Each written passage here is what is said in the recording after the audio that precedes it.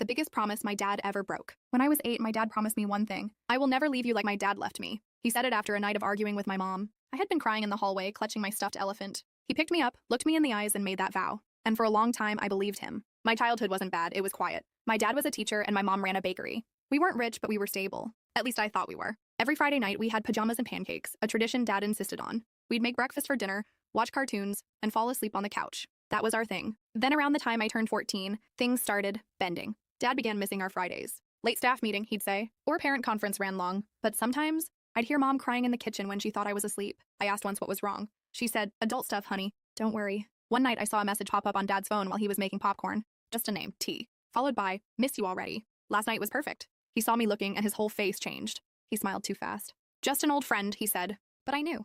For the next 6 months, everything spiraled. Dad got distant. Mom got quieter. I felt like I was floating in a house full of strangers. Then one morning, a week before my 15th birthday, I came downstairs and he was gone. No note, no explanation. Just gone. I found out later from my aunt that he had moved 3 states away to live with a woman he'd met at a teacher's conference. Her name was Teresa.